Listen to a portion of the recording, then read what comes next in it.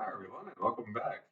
In this video, we are introducing some practical exercises for working fire energy.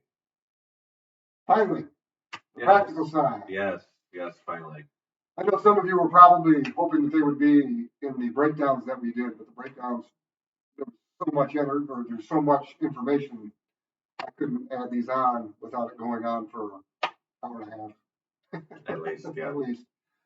So, not to mention, I wanted you to absorb the information for fire first before you start doing the exercises. It works much better that way. Right. When you give yourself a little while just to let it soak in all of that information.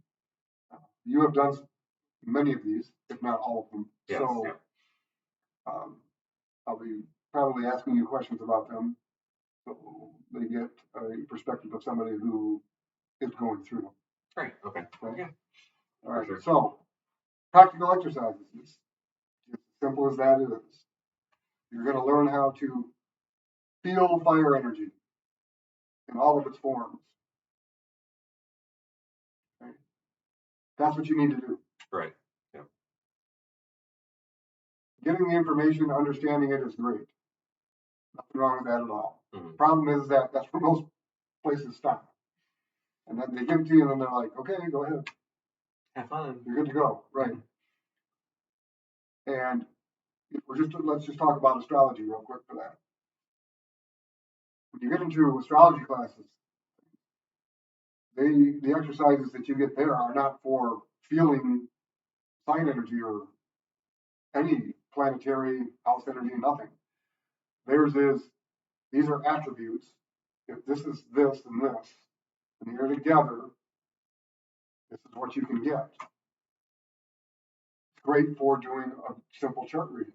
It's not good for understanding how that energy actually works and feels. You need to feel it in order to really understand it. Right.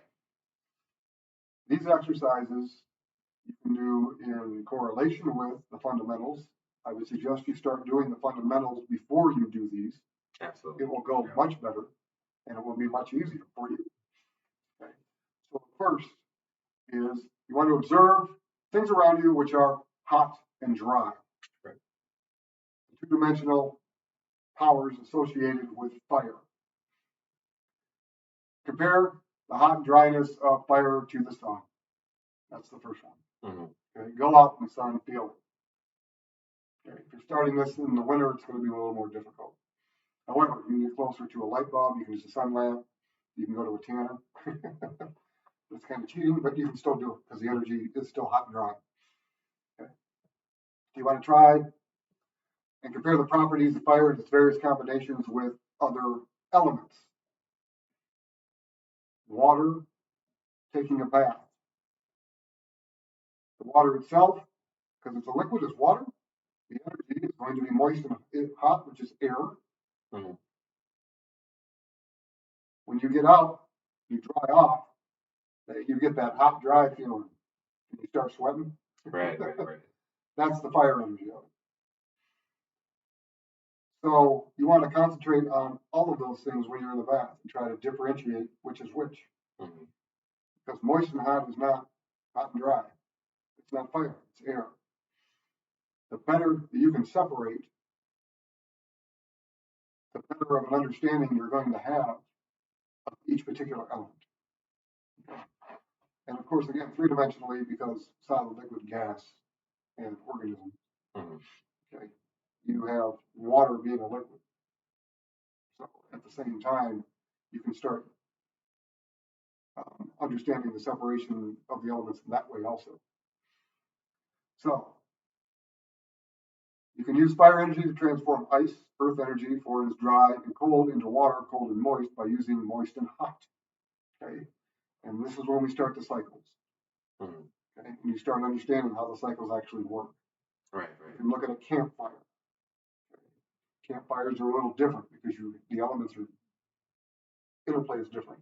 You have fire, which is hot and dry. Mm-hmm. So, what do you add to a fire to make it bigger? Generally. Oh, more fuel. So more wood. Wood. Wood is a plant. Plant is air. Plant is moist and hot. You add it into hot and dry, right? Moist hot becomes hot dry. Hot dry, yeah. So the energy grows. All right. Now, at the same time, what happens if you decide, okay, I've got a fire, I want to put it out? And most people who don't really understand fires do what? They throw water on it. Yeah. Right. Let's throw water on it. And you're trying to go from hot, dry to cold, moist real quick. That cycle still has to go. You've got hot, dry. There's an element missing. Right. And it's dry, cold. And what happens when you throw water on a fire? A huge billow of smoke comes out. Yes. The smoke itself isn't hot. Right. The fire's hot. Smoke is not. Smoke is dry. Okay. And it's not hot, so it's cold. So it's earth. That's the earth energy releasing because you threw cold, moist onto hot, dry, and it still has to follow the cycle. So you have your dry, cold come on. And then what happens? What are you left with? Mud, which is cold and moist. And there's your entire cycle. That's the observations that I'm talking to you guys about. That's what you need to start looking at in all aspects. Those are some of the easiest ones to start with. Then with everything. Right. That's the cycles you want to start looking at. Looking at all of these things. Okay. Now, the second part of the exercises is you want to find a place which is hot and dry. Campfire or sauna. Get as close to the heat source as possible without burning yourself. Okay, once it has become uncomfortably hot and you're perspiring, relax. Close your eyes and visualize a golden light starting at your feet, rising through the rest of your body, relaxing you completely as it encompasses your entire body. Then focus on your breathing and feel the hot, dry air moving in and out of your lungs and every pore of your body. Feel the energy coursing through your body, cleansing and purifying you.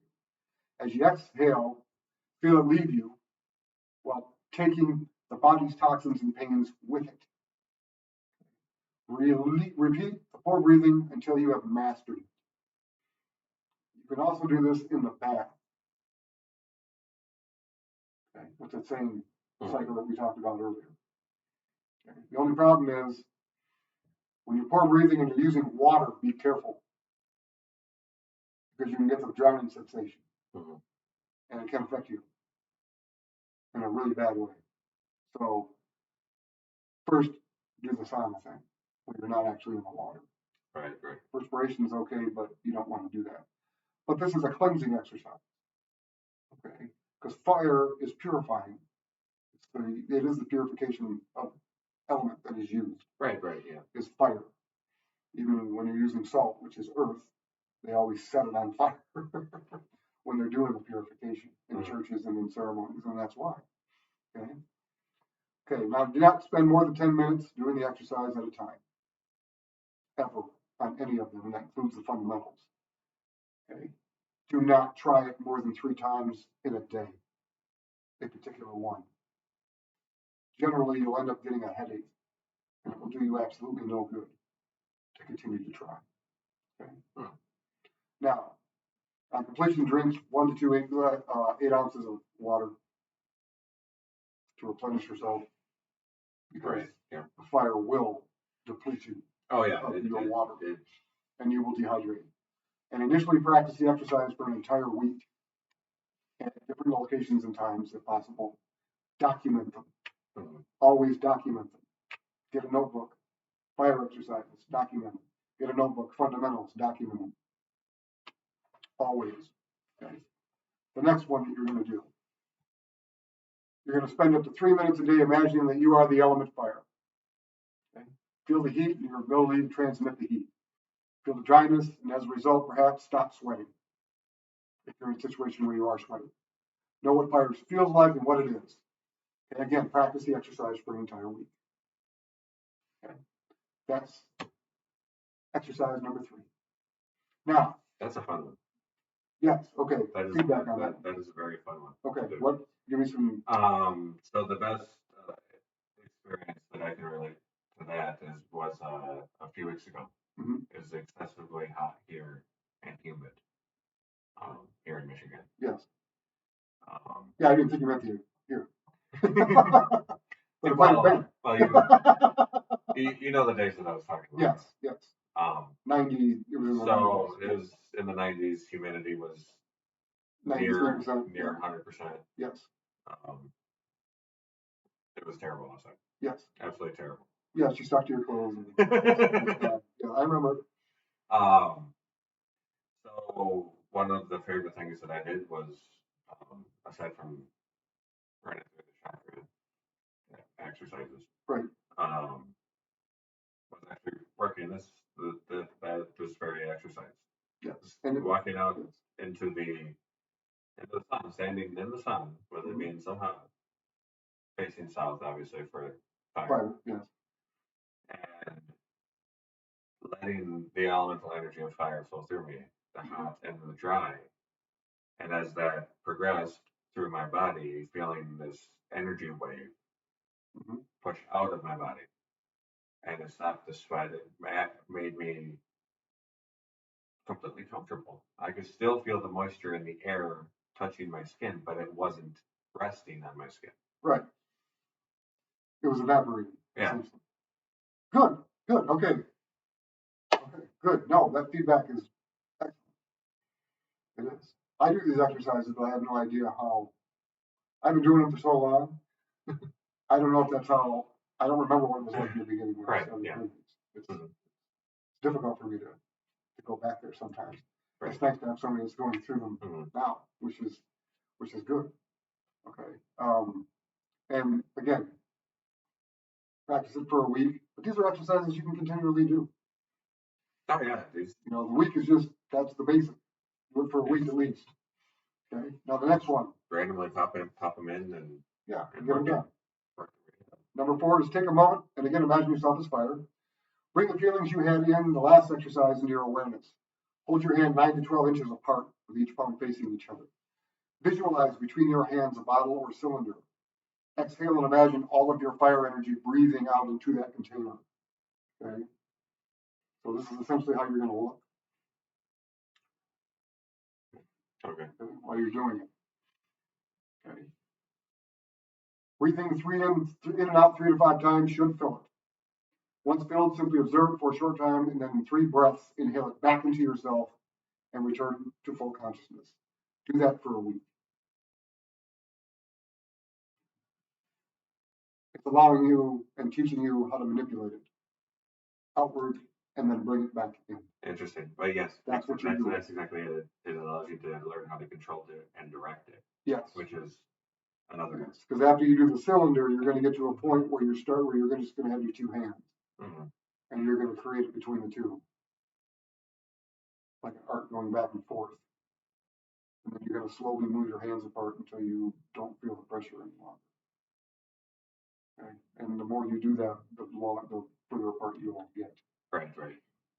And that's the basis for starting any type of energy manipulation at all. Right. Manifestation. Well, that's prayer, any of that. Essentially, that's that exercise that allowed me to call in all of that fire energy. Oh, the healing, yes. During the healing. Yes, that healing that we were a part of. Yes. And again, do that for a week. Yeah. Okay. Now we're going to move into exercises for manipulating 3-dimensional energy. Okay. You want to observe the fire trinity around you. What is that? Well, if you watched the LBRP video, you'll know. But let's explain it. The fire trinity is a cardinal, fixed, and mutable breakdown in 3-dimensional reality of fire. So, all cardinal energy is personal. All fixed energy is creative. All mutable energy is spiritual. All fire is expression. So we're talking about personal expression, which is Aries, creative expression, which is Leo, spiritual expression, which is Sagittarius. That's what we're talking about. Okay. Initiating expression, building expression, and then completing the expression and transforming into whatever you're going to express next. That's what we're talking about doing when we say breaking the trinity around you. Okay. Again, how things personally express, how they creatively express, how they spiritually express. Here's a lot of ways in which you initiate and build upon and complete cycles of expression in your life. Begin to see these cycles all around you. Document them. Right. Okay? It's important to document everything that you're doing so that you can go back and relive what you did and have the information at your fingertips. And remember, oh, this is what it's like. This is what I was doing. I remember these cycles. The more you do it, the more you start seeing the world around you in these cycles. And you begin again with fire. Well, and you begin to recognize them within yourself also, because this is, yes, it's all expression. Fire, it's all expression. Yes. It's even in how you think, process, and respond to the information coming in around you. Yes. The words you speak. Yeah. Well, the words you speak, anything that you do, I mean, movement, motion, all of that, any type of expression at all is going to be fire. Mm-hmm. So personally, personal expression, I am. Okay. How do you personally express who you are? Right. Okay. Creatively express, creative expression. Okay. Everything around you. Everything that you're doing. How do you express all of that now in a creative way where other people are going to see it and be able to interact with your expression or just understand it? Okay. Spiritual expression. Spiritual expression, how do you express your faith, your beliefs? Okay. How do you express your connection to your celestials? Yeah. That's important. Yeah. All of that is important. Yeah. Unbelievably important to understand. But then, how does the world do it? And you'll start seeing it in other people. And after you start seeing it in other people, you'll see it in other animals. And if you start seeing it in other animals, you'll start seeing it in inanimate objects, which is really cool. Because later on, you'll be able to make sharp wheels for inanimate objects. It's wild to see it. Yeah, you see it in the natural world around you all the time, in the trees and yeah, you see it in the trees. Blades of grass. You know, you go walk out into a field for a meditative. Well, just walk into a flower shop. Oh, all the colors are expression. Oh yeah, yeah. Everything they're doing is expression. Same thing with crystals and stones. The colors in there express. That's how they're expressing. Right. Essentially. Okay. And again, you want to work these things for a week. Do this for a week. Okay. All right. The next step. You're going to begin to feel and recognize your chakra energy centers. But that's it. We're not working the energy that's in there. You're not working the cycles. All you're doing is feeling them. Where are they? Are they moving? They should be moving. Right. If they are moving, how fast are they moving? How slow are they moving? This isn't a time to look for them. This is not a time to try to start seeing the colors. That's not this exercise. This exercise is just feel them, figure out where they're at, and be able to feel them. Right. I don't need you to shut your eyes and visualize the colors that are going. No, I just want you to be able to feel where they're at. Feel your crown. Feel your brow. Feel the pressure. Yeah. And there's pressures on each one of them. Okay. The brow is one of the easier ones to start to feel. But all of them exert pressure. You should be able to feel it all after you start. Because you can stimulate the brow just by tapping a couple times. You can. You can stimulate the brow. That's not what we're trying to do. No, I know. You just want to. I know. You just that's all you want to do is know that there's an energy center here and feel that it's there. And know that there's one here. Feel that it's there. Know that there's one here. And again, our system works with 10. Feel here. Feel here. Feel here. Feel here. Feel here. Feel them and how they're different than the others. Right. And that's it. Again, do that for a week. It may take you more than a week to feel them all. Once you feel them all, do that for a week. Okay? All right. Now, animal totems.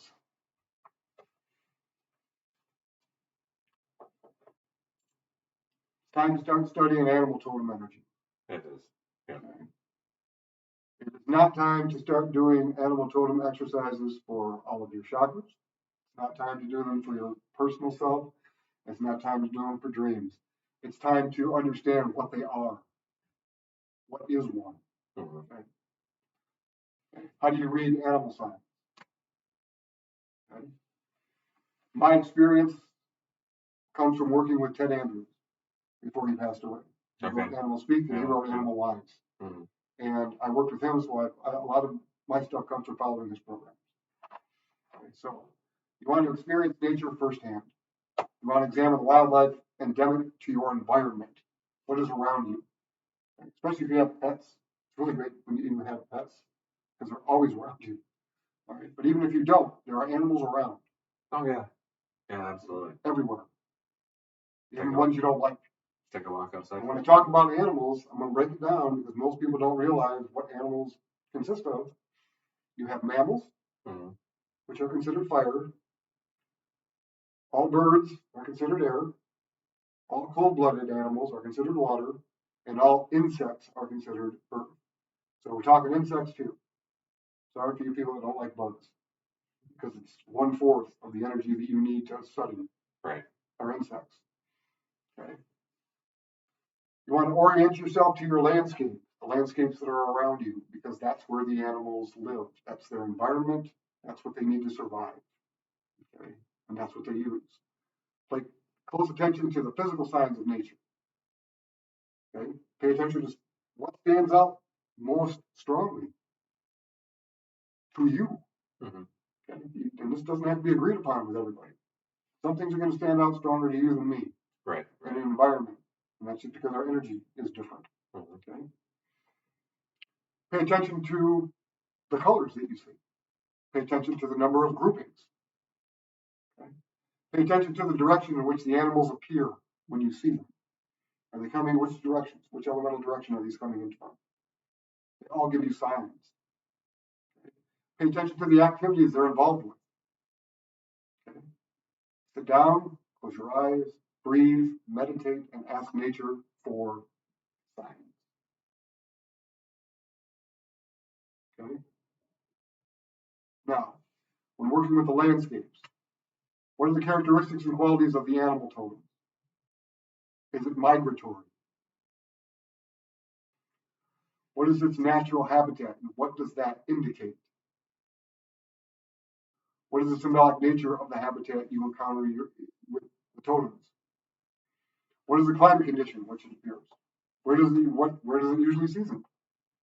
What is the environment and animal saying to you about you and your life? Especially the ones that interact with you. Okay, the ones that are around you in your environment all the time. Okay. Next step after doing these is going to the zoo. It's one of the best places to deal with energy that you're not going to find in your environment. Right. Okay. You have to start with the ones in your environment. Those are the ones closest to you. Then you can work with the ones that are not close to you. You can go to the zoo, the lions, look at the tigers, feel them out. Okay. Another one breakdown that you want to do is predator and prey. Right. And the difference between the two. Because neither one can survive without the other. They can't. Yeah. Okay. It's a balance. Yes. It's a massive balance. So if you do go to the zoo, predators, prey. That's all. No characteristics of each individual totem or anything of that nature. Just what's the difference between the prey ones, as far as how the energy feels, and the predator one, and how that energy feels. Within each element. Predatory birds, prey birds. Predatory mammals, prey mammals. Cold-blooded insects, same thing. Okay, how do they interact? And then how do they interact with each other after that? So how do the mammals interact with the birds and the insects and all the rest? Okay. Because again, it's all cycles. They all survive in cycles. And they have to each one of them have to have the other to survive. The mammals have to have the insects. Yeah. They have to. Yeah. Okay. Go deep into the rainforest, there are cycles that happen all the time. And one of the most interesting ones when I was a kid that ran into with the army ants. Yes. Yeah. That would go through an entire territory and just wipe everything out. Other insects, cold-blooded mammals. They'd go after birds if they didn't get away fast enough. And they would decimate everything, clear it out, and then they would stop and go to a different area and allow that one to build up again. Okay. When you get rid of certain animals, it affects the environment. Oh, massive. What they eat, where they go, they burrow, if beavers build dam, all of those things. When you get rid of one, and it affects the environment in ways that can be completely damaging for all the other wildlife in the area. Oh yeah, completely detrimental. Okay. So if you're one of these naturists, things of that nature, stop killing bugs. It doesn't mean you have to have cockroaches in your home. No, that's not what I'm saying. You don't need to take it to that extreme. But don't kill every single bug you see. Right. Okay? Make a deal with them. Not in the house. You can stay outside the house. And we're good. Okay? There are certain ones, yes, you're going to need to get rid of. You know, hornets, bees, those type of things. Yeah, get rid of them. But don't go out and try to kill all of them. The same thing with plant life. If you have plant life in your yard, nurture that. Don't cut every tree down when you buy a house because you don't want to rake the leaves up in the fall. Right. If you're an environmentalist, if you care about the environment, we need the trees. They turn CO2 into oxygen. We need these things. Right. Okay. I found out going to Chicago how much we need these things. I went to Chicago and I found nothing but pavement. And then little circles in the ground with a tree trunk coming out of it in a tree every once in a while. The energy was, I mean, it was grounded. I'll give you that. There was a lot of earth energy there because it's concrete, stone, buildings, and there was metal. But it's barren. It's completely barren, and the air isn't clear. Right. It doesn't feel right. Yeah. And what I noticed was that, especially in the summertime, everybody, you find people in the parks, just walking around like needing that relief and that release because they don't have it. Right. All of that, and that's air energy. All of that air energy is gone. If you live in a big city and you're surrounded by this stuff, get plants in your house. Right. Get the interaction going. Keep it going. And plant little gardens. Do whatever you need to do. Some of the healing plants would be very beneficial too. Well, healing or even any plants are going to be beneficial. Oh, well, any plants are going to be beneficial. Except maybe poison ivy.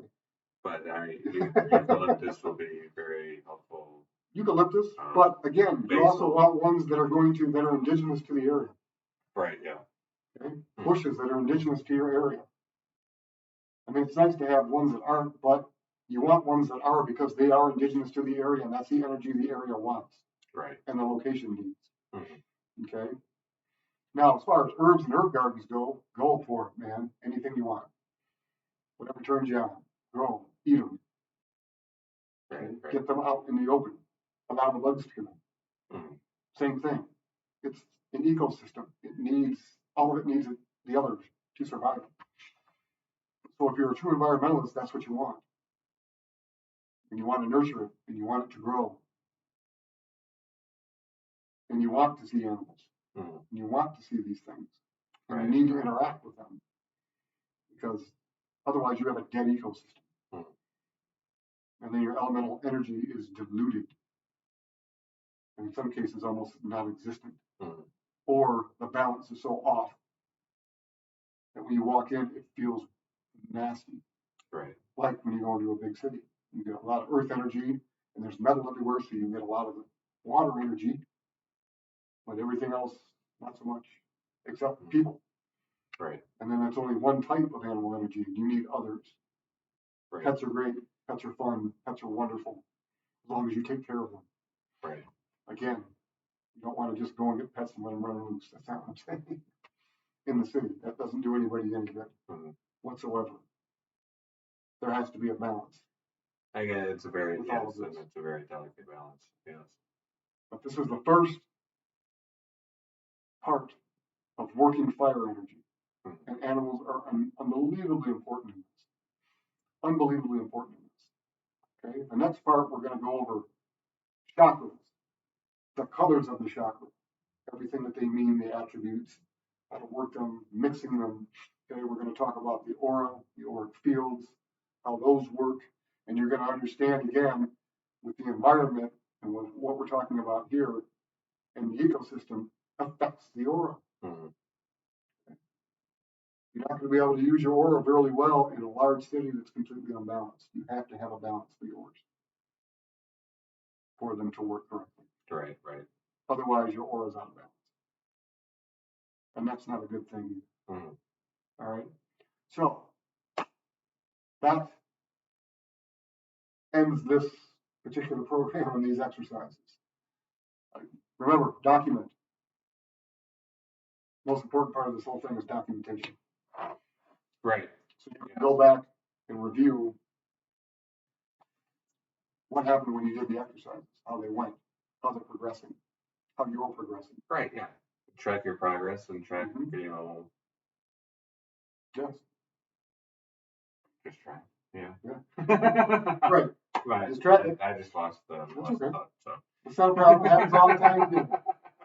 It does happen all the time. But it is very important to track your progress, and to. Now, on a personal level, like I said, I've been doing these for decades. You have not. I have not. So any feedback you can give would be great at this point, letting them know what the difference is since you started doing the exercises and where you were then when you started and where you are now. Okay. Well, that's mind blowing. The difference from when I first started working the program to where I am now. Okay. I was not open when I first started. I was not open to any of this. Any elemental energies didn't take time to recognize much of anything. Right, but I'm talking just specifically the fire stuff. Specifically working the fire energy. Yeah, like you were talking about at work. Right. Okay? Yes. But like how has fire affected moods, depression, anger, any of those things when you sit down and do the exercises? Has that helped in any way? So starting with the fundamentals is extremely key because this makes this 10 times easier at bare minimum. Okay. Okay. Yeah. Working the fire exercises has completely changed my mood, my emotions, my energy. Okay. Well, let me do this and I'll draw it out because you've talked to me about some of these things. When you're completely stressed at work. Yeah. Okay. When I'm completely stressed, I will walk outside, stand in the sunlight, if there's sunlight, right. Facing south for fire. I will pull fire energy in, like that exercise number 2, starting that, your feet coming up, right. Pulling fire energy in, and then working through some of the additional exercises we will go over next time. Right. Now, do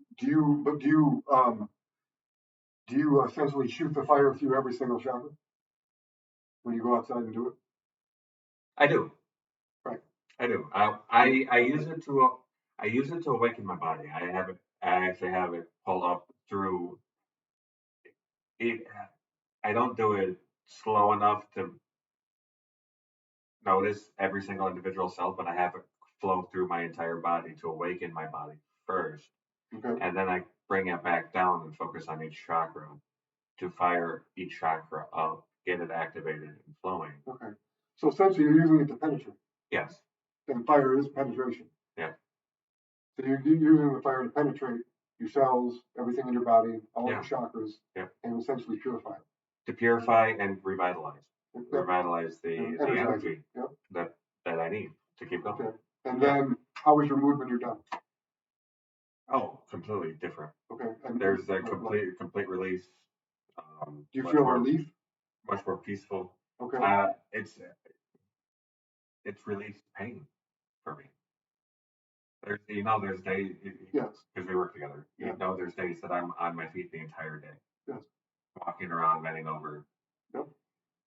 And your back gets sore.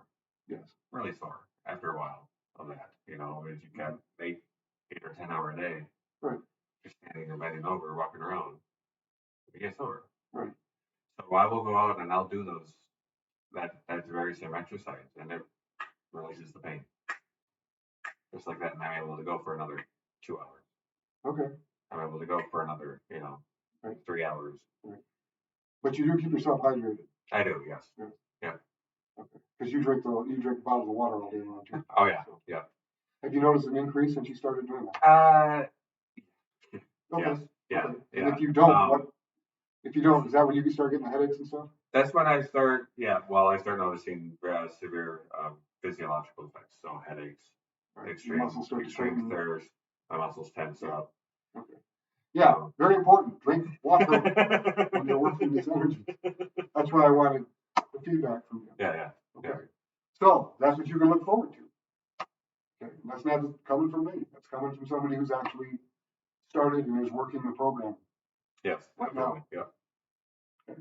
So once again, thank you for tuning in. Okay. And again, we'll see you next time. And please like and subscribe. Thank you again.